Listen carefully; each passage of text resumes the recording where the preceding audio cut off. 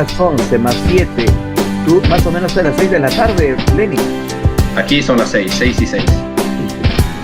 Pero todavía tienes iluminación. Están en verano, ¿no? Uy, Richard, Hasta las nosotros 9. tenemos iluminación hasta las 10 de la noche y eso que estamos en junio. O sea que en julio te vas a imaginar cuánto vamos a tener de iluminación. Yo me acuerdo que a mí me descoordinó en Madrid. Me decían las 9 de la noche y no me acostumbraba a que estuviese iluminada 9 de la noche la ciudad. No, Listo, acá. muchachos, empecemos. Bueno, dale. Muy bien. Gracias por estar aquí en mi sala, entre amigos, Richard, Lenin. Después de algunos días de distancia, vamos a retomar este espacio que ha sido creado justo pensando en estos días de aislamiento, de confinamiento, de cuarentena, no sé cuántos términos más han salido, ahora somos expertos en terminología, pero a propósito de estos días, sacarle provecho y participar de conversaciones como estas y colaborar con la gente para que no solo se entretenga un rato, sino para que se ilustre, aprenda, comparta sus experiencias y nos permitan también aprender de ellos. Gracias a las personas que nos están siguiendo y las que se están conectando. Richard y Lane son dos grandes amigos a quienes conozco por mi experiencia docente en Trilce ya hace muchos años. Richard ha sido prácticamente mi padrino en cuanto a mi iniciación en la literatura. Hasta ahora recuerdo tus palabras, Richard, ¿no? La primera publicación siempre se recibe con afecto y con ciertas licencias, ¿no? Pero a partir de la segunda, el cariño ya va reduciéndose y hay que ir presionando para que sean mejores las producciones. Y bueno, con Lenin también la amistad que nos une. Lenin es mi editor prácticamente, ¿no? Él es el que me entiende un poco, el que se mete a mi universo y trata de interpretar las cosas que le pido. Nos demoramos un mundo a veces para sacar una portada, para hacer un dibujo. Vayas a contar eso. Y Bueno, no sé, depende, ¿no? Hoy nos hemos reunido en esta sala entre amigos para conversar sobre la literatura en tiempos de confinamiento, de aislamiento, ver un poco estas dos líneas, ¿no? Primero, la línea de la producción literaria en momentos de aislamiento y las obras literarias que están referidas a estos espacios de aislamiento, de confinamiento, en tiempos de guerra, ¿no? Luego, de repente recomendar, aconsejar a nuestros seguidores si por ahí tenemos algo para participarles, ¿no? Lenin, tú nos estás conectando desde París. Cuéntanos cómo está por allá París.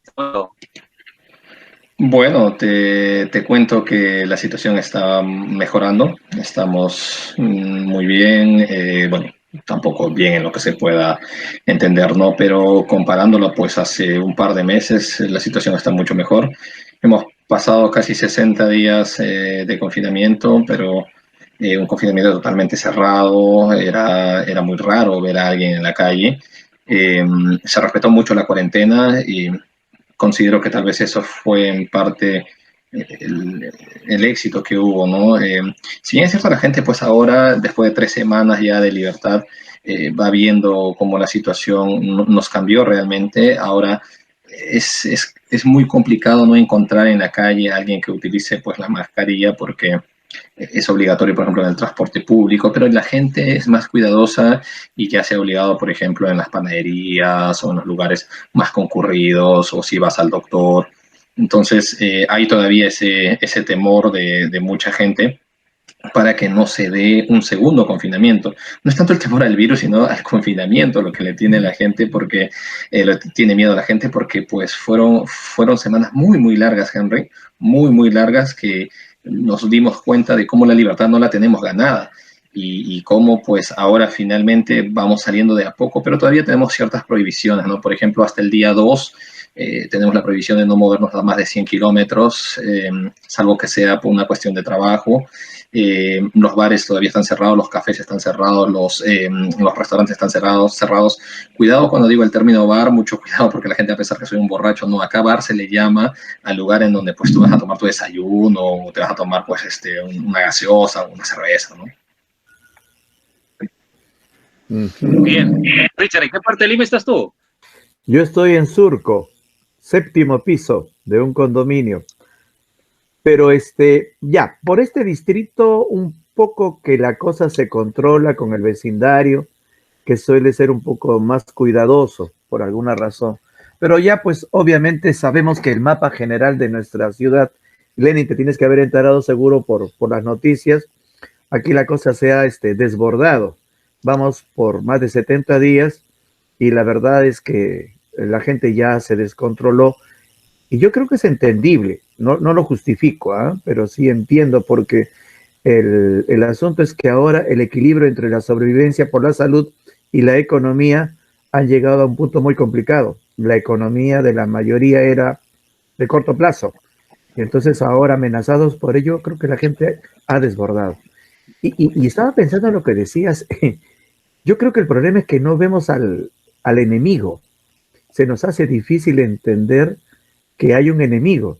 Entonces la gente sale y no ve pues algo tangible y probablemente por eso anoche han detenido a creo que una treintena de personas en una fiesta, 15 de ellos contagiados y más de uno miraba con cara de ¿por qué me detienen si no hay nada? Es decir, yo no veo al supuesto enemigo.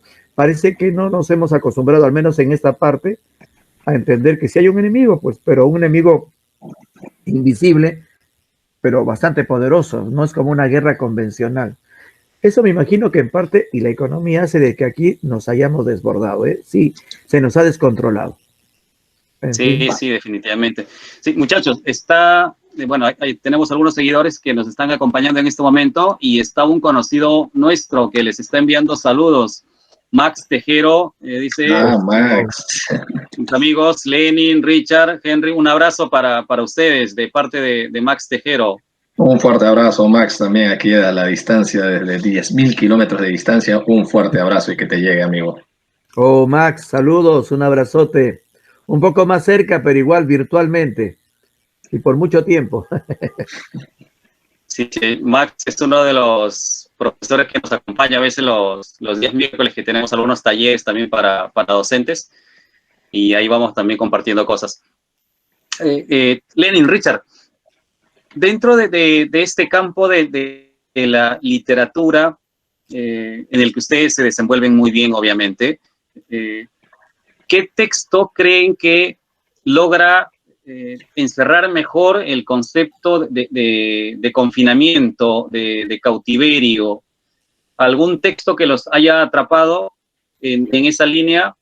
¿O de repente algunos textos que vengan a su mente en este momento? Bueno, ¿quién empieza? ¿Richard? ¿Yo? Lenny, vamos. Ya, dale, Lenny. Mira, yo estuve justamente pensando en eso, pues, de que la cuarentena nos dio mucho tiempo para dedicarnos a lo que más quisiéramos. Pero, Henry, nosotros vivimos en una época de estrés, un estrés total, en donde pensábamos que era la debacle, el Armagedón, el apocalipsis, y ese estrés, pues, hizo de que mucha gente entre en depresión, de que hayan, pues, peleas familiares, de que hayan suicidios, y creo que es la época, Henry, te lo confieso, en que yo menos he leído, porque tenía otras preocupaciones como pues ver qué debemos comprar para la casa, ver qué cosas nos faltan, etcétera, ¿no? No obstante, sí me puse a pensar en algunos textos que hablaban de la cuarentena y cómo los franceses sienten esa relación muy estrecha con el tema de una peste. Recordemos que aquí en Europa, pues, la última peste fue una peste terrible, ¿no? La peste, pues, de 1918, la llamada gripe española, tuvo 50 millones de víctimas, ¿no? O sea, estamos hablando de hace 100 años, como 50 millones de víctimas las vidas terminaron así por una gripe. Coincidentemente, 100 años después, pues tenemos este virus. Y yo me puse a pensar en algunos textos, por ejemplo, La peste de Albert Camus, que de un momento a otro se volvió un texto arriba. Todo el mundo quería leerlo, todo el mundo quería comprarlo. Se volvió un bestseller en Japón. El texto es de 1940 y habla de una peste que sucede en Omán, en Argelia. Eh, Algunos dicen que es en realidad la relación de la peste, o mejor dicho, del cólera que hubo en 1849. Y luego continué pues viendo qué otros textos habían sobre el tema de alguna peste, de una pandemia, epidemia o cuarentena. Y recordé pues a Jean Giorno, que es un escritor francés también, que tiene un texto que se llama El húsar en el tejado, y es un texto de los años 50 que también habla de la epidemia del cólera. O sea, hay 10, 11 años de diferencia entre uno y otro, los dos son franceses en realidad. Eh, y luego hubo un texto que se llama, este creo que no tiene traducción al español, se llama Le Pestiférés, es como los apestados, algo así. Es un texto de un escritor llamado Pañol, Marcel Pañol. Marcel Pañol, en realidad este texto fue un texto póstumo, se descubrió tiempo después de su muerte, y es un texto que habla de una peste que sí sucedió en la ciudad de Marsella en el siglo XVIII, en 1720, 1730. Y el último, y es un texto que yo sí recomiendo, es un texto muy bueno, Jean-Marie Leclésio, o Juan María Leclésio. ¿No? Claro, él tiene un texto que se llama La cuarentena. Es un texto de 1995, pero me parece que en español sale casi en el 2000 o en el 98, 99. Pero es un texto que tiene partes de la vida de Jean-Marie Leclésio, porque él tenía un abuelo materno que le contó pues que él fue obligado a entrar en una cuarentena porque él estaba en la isla Mauricio. Y en la isla Mauricio de un momento a otro se descubrió que había una epidemia de viruela. Recordemos que la viruela pues mataba en masa, ¿no? Se calcula que la viruela ha llevado a la muerte a más de 300 millones de personas. Entonces, para ese tiempo, pues estamos hablando de 1890, 1891, la viruela era temida, era una enfermedad que radicaba, mataba rápidamente.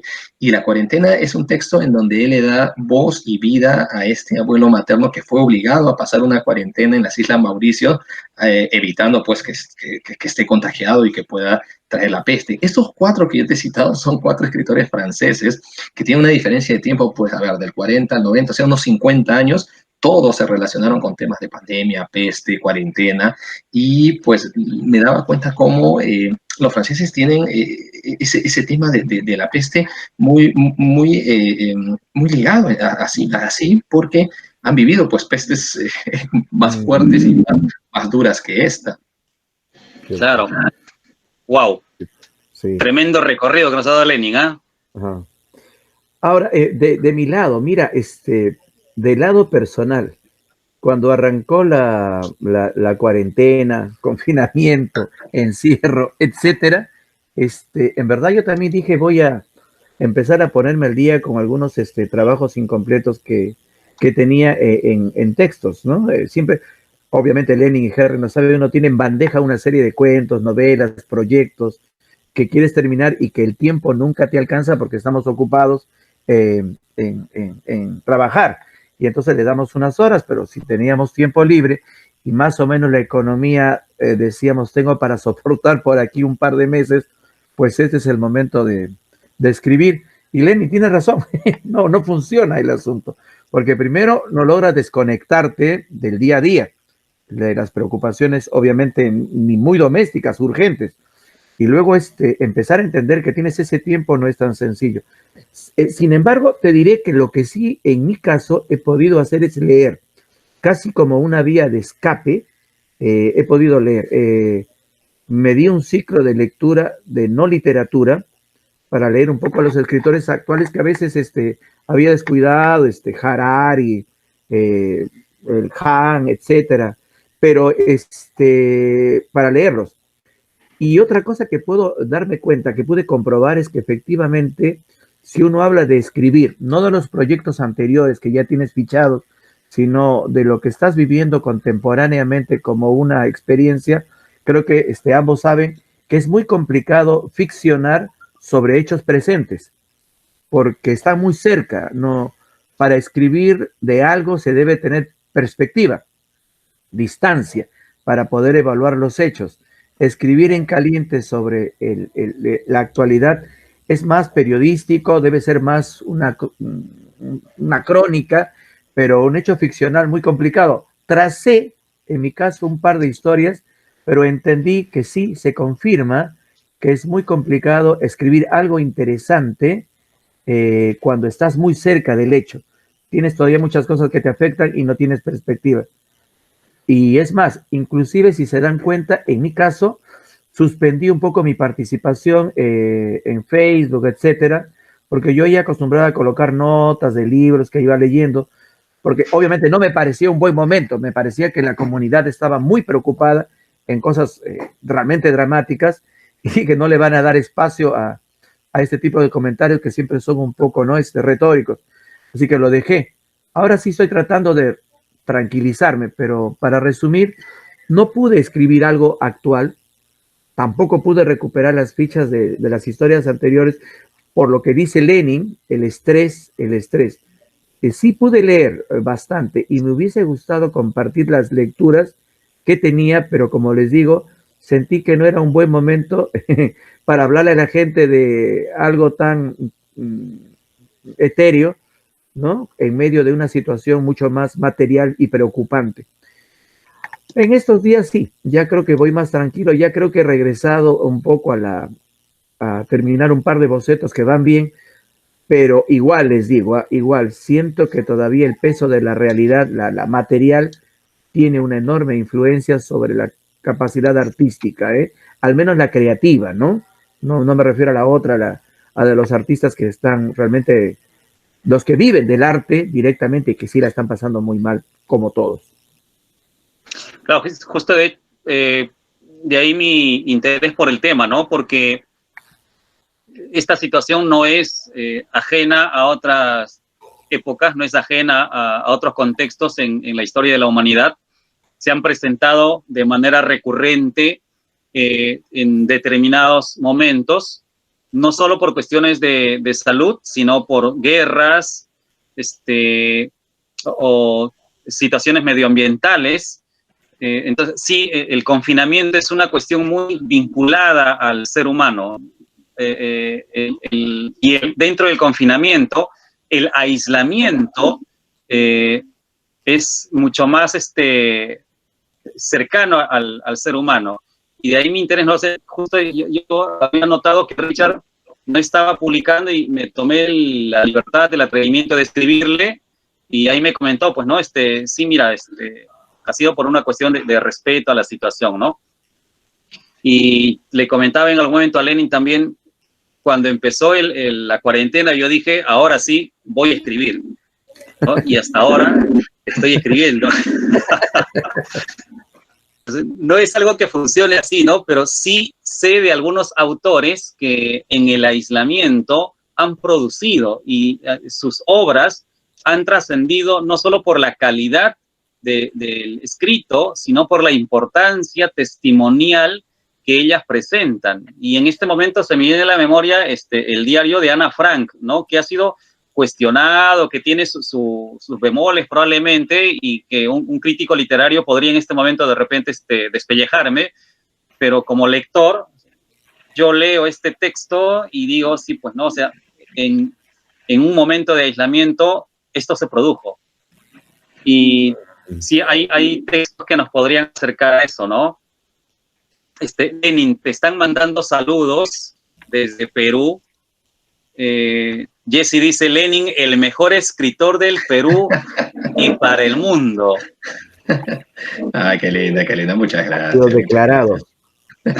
Que quede inscrito en el día, fecha y archivo. Aquí está. Dígame, de estos autores, Richard. Sí, Yo estaba pensando más bien, en verdad no tengo referencia, Lenin a lo mejor sí, de alguien que haya podido, salvo que sea como te digo, un formato distinto, como dije en algún momento, tal vez otro tipo de formato, pero la ficcionalidad la veo muy complicada que la haya escrito en caliente. Lo que puede pasar, como sabemos todos, es que pueda recrear un mundo en donde el narrador se ubique en ese tiempo ficcional en el momento. Pero yo supongo que la mayoría, para escribir algo pulido, con perspectiva, tiene que haber dejado que el tiempo real pase y luego ya en la ficción, obviamente, crear un tiempo presente ficcional. Porque hasta ahora, en mi caso, como te digo, y el de algunos amigos, escribir en caliente es muy complicado. A mí, perdón que me salga del tema de tan grave como es pero me pasó lo mismo con el asunto de la grave situación que vivimos en el Perú con el terrorismo, ¿no? Muchos textos que se escribieron en el momento, pues eso, no tenían la perspectiva suficiente. Creo que nos debemos, me estoy saliendo del tema, todavía al Perú nos debemos una selección de obras que analicen esa terrible situación con una mayor frialdad, tranquilidad y perspectiva. Yo todavía dudo. José Carlos Agüero, que tiene algo interesante. ¿Cómo se llama? Lurio Gavilán, que acaba de escribir El Soldado Desconocido, pero ha pasado, Claro, pero mira cuánto tiempo ha pasado. Entonces, que yo recuerde, por ejemplo, estaba pensando en Némesis de Philip Roth, que habla sobre una plaga de poliomielitis, me parece, en una ciudad, y que igual va destruyendo poco a poco las ilusiones de una población. Pero luego cuando estuve haciendo las averiguaciones, obviamente la escribió mucho después de una epidemia que había leído, que había sucedido en un tiempo anterior. Por eso te digo, creo que es muy complicado escribir de lo presente. Sin embargo, existen otros formatos periodísticos que podrían permitirte escribir sobre el presente. Pero, como te repito, ficcionalmente no conozco. Pudiera ser que haya, al escribir tan fácil sobre lo que está sucediendo ahora, ¿no? Pero habrá que Claro, ver. es que no es un ejercicio, no es un ejercicio sencillo tampoco, pues no, es complicado. Yo quisiera ponerte un ejemplo, Henry Richard, ¿no? Imaginen pues que ustedes estaban muy enamorados de una chica y en ese momento le escribieron el mejor poema de su vida para dárselo, ¿no? Así le pusieron un acrónimo, lo que quieran, así todo, salió todo el amor ahí. Pero se han puesto a pensar después, no sé, de 1 o 2 años, leer este texto y decir, Dios mío, ¿qué hice? ¿Qué cosa creía que era lo mejor? A veces eso sucede cuando tú dices ese término, Richard, de escribir en caliente, no funciona. Necesitas darle una distancia para poder analizar pues la situación real. Por eso pienso que los textos, si bien es cierto, claro, uno va escribiendo otros temas que pueden hacerse durante esta cuarentena, dudo mucho que alguien tenga una visión de cómo va a terminar esto o qué es lo que va a suceder después. Nosotros día a día nos vamos enterando de noticias de los muertos que hay tanto en Perú como en Europa, o de los futuras soluciones que va a haber, o cómo vamos a viajar ahora en los buses, en los aviones, qué cosa va a suceder. Entonces, pienso que todavía hay mucho camino para poder entender esto, ¿no? Podemos ficcionalizar, sí, claro, ¿no? Podemos decir, pues, imaginar una peste, imaginar las soluciones, etcétera. Recuerden, pues, que la peste de Camille, por ejemplo, no tuvo pues una solución de decir, sí, la peste se curó de esta manera o no, simplemente pues se fue, ¿no? Yo les cuento que durante esta época, justamente con mis alumnos estuvimos revisando ensayos sobre la ceguera y caía muy bien, justamente porque estuvimos encerrados, pues, ¿no? Y ahí también se intentaba, pues, encerrar a la gente para ver, porque la enfermedad era muy contagiosa, ¿no? Entonces, igual acá es una enfermedad que se pega muy rápido, pero yo, si bien es cierto, personalmente voy escribiendo algo, yo estoy haciendo una antes, yo tengo una novela que se llama Crimen en el Colegio, estoy haciendo una especie de ligazón entre mi trilogía francesa que habla de un mismo personaje. Estoy revisando y haciendo un texto policial, pero no relacionado con el tema, pues, de la pandemia. Ahora, pero podríamos agregar, pero sí, Lenny, seguro que sí, y Henry, pero sí nos gustaría tener una libretita, y seguro que algunos la estamos teniendo, o el teléfono, pero sí hay anécdotas que ves cada día y que te dicen de esto, seguro que luego voy a escribir, porque Sí, el día a sí. día me da cada anécdota. Me imagino que desde París, como tú estabas contando en su momento, me imaginaba una sociedad de pronto un tanto más responsable, probablemente porque tienen una historia que los ha hecho madurar larga.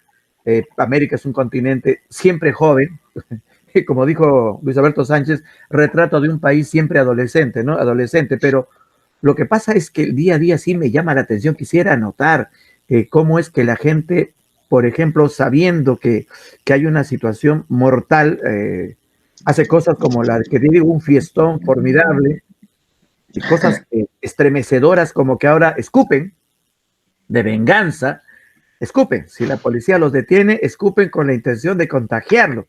Es decir, vas viendo situaciones de ese tipo que te dice, hombre, yo tengo que escribir de esto.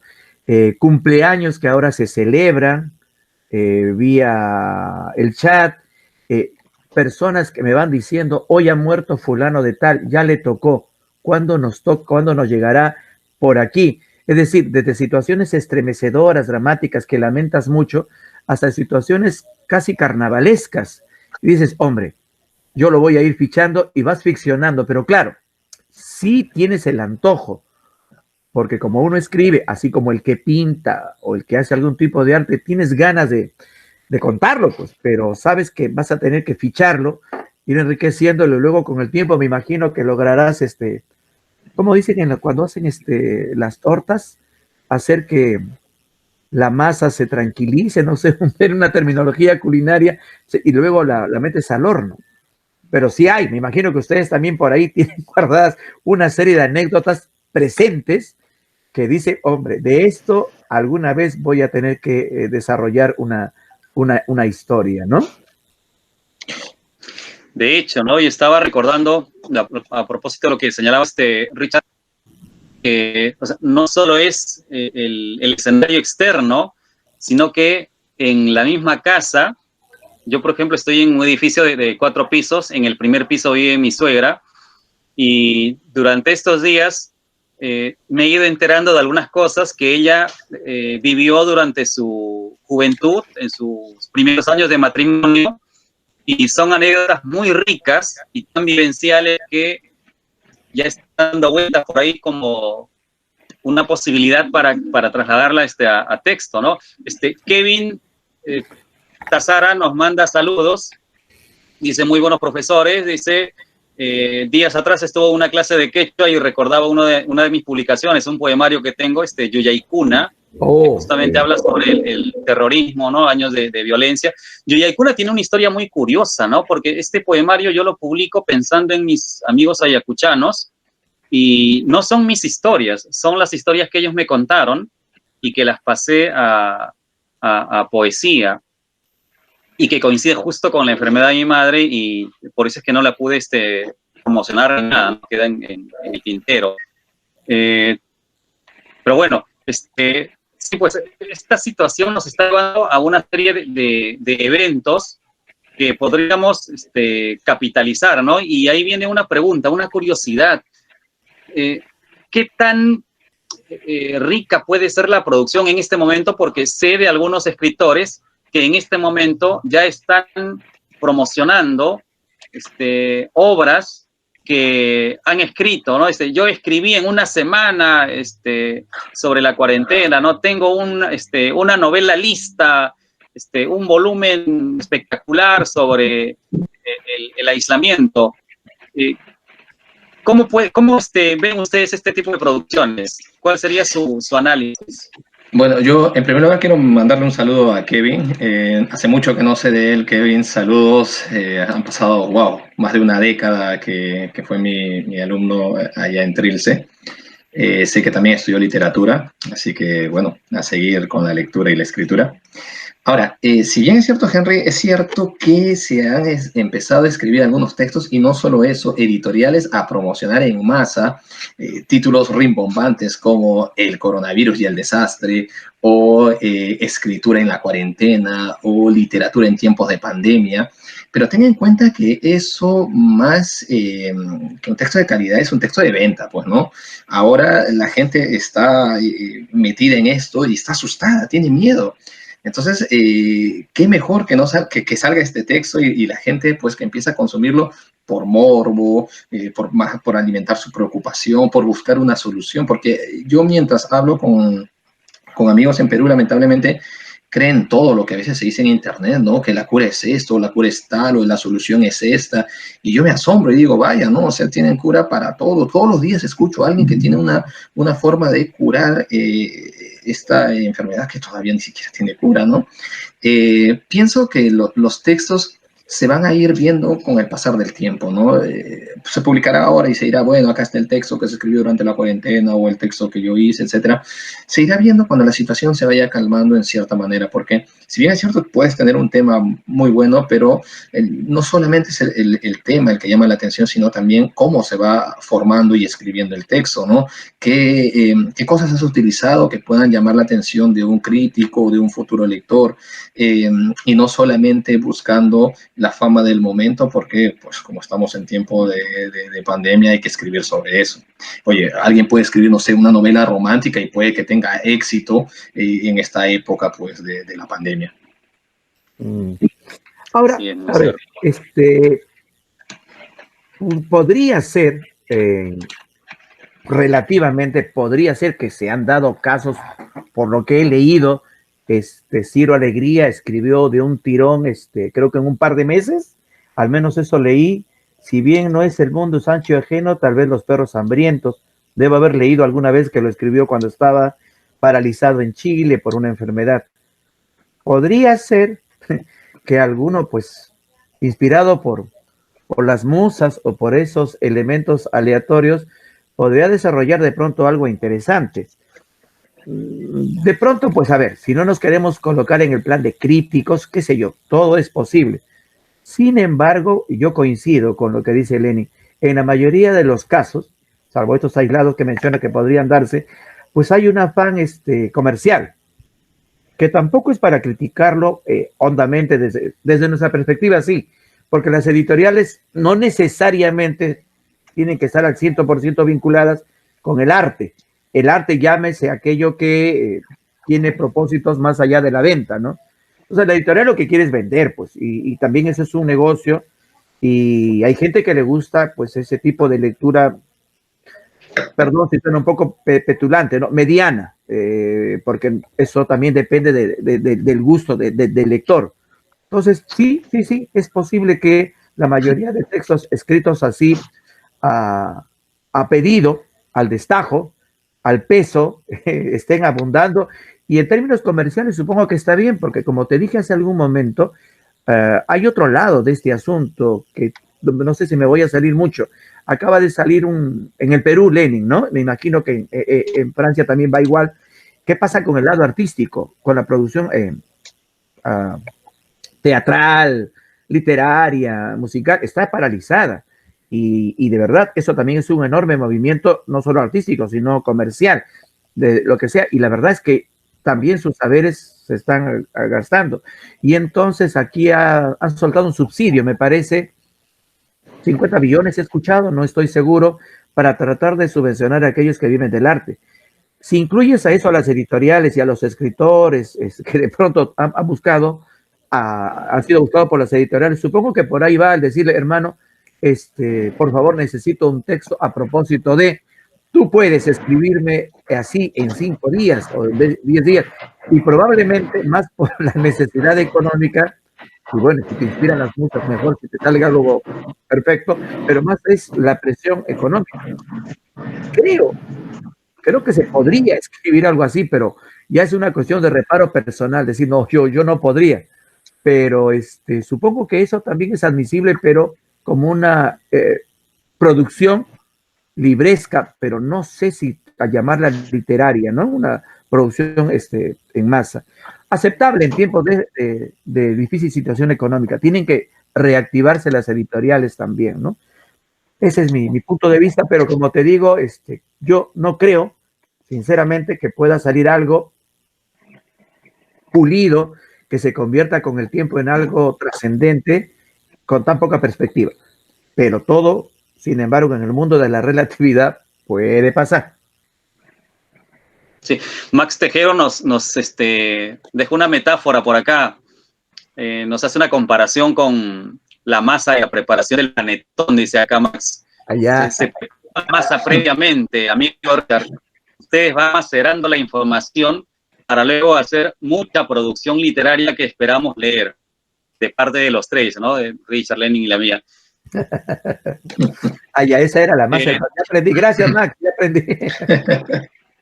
Ilustrándonos, Max, siempre. Un abrazo. Oye, perdón que matice el asunto, Henry, pero eso, hablando de las masas, somos humanos somos, ¿no? Y no comemos palabras necesariamente, sino comemos literalmente. Me has hecho acordar que aquí, en mi casa, pues mi esposa se le ha dado por eso, por la producción, culinaria para pasar los días. Y se ha vuelto deliciosamente pecaminoso y peligroso. Es un suicidio diario. Llevo enormes kilos porque más que escribir estoy comiendo. Richard, sí, Richard, me has hecho pensar porque, mira, lo que está haciendo tu esposa lo está haciendo todo el mundo. Yo he visto unos videos de Henry haciendo, pues, humitas, tamales, no sé, cordero al palo está haciendo y está grabándolo en su canal. Y yo también, yo tengo un canal entre literario y viajero, ¿no? Es un canal en donde voy a un lugar, pues me gusta mucho la historia. Yo si no hubiera estudiado literatura me hubiera dedicado a la historia, sinceramente. Y hago, pues, videos grabando, ¿no? Pero durante estos 60 días, pues, de encierro, ya casi no tenía producción, ¿no? Porque no podía salir. Y también, pues, con mi esposa nos dedicamos a hacer videos de preparaciones, postres, hemos hecho ahí unos experimentos, hasta pan hemos hecho, Richard, porque teníamos prohibido salir a la esquina a comprar el baguette. Eso es verdad, sí, te decía, sí, pues, ahora, y la coquetería, pues, de siempre, ¿qué pasó? Ya uno piensa, la ropa, empiezas a subir de peso. A mí, me han quitado el arroz, el pan, y yo ya empiezo a sufrir el coronavirus de otra manera, por hambre.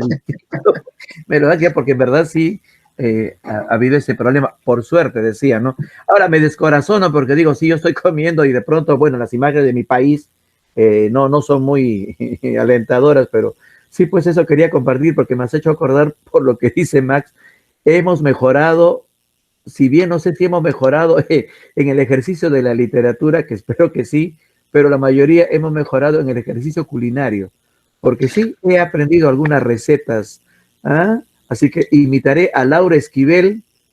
¿Se acuerdan de esa novela? Claro, ¿cómo va para chocolate? ¿Cómo va para chocolate, ¿no?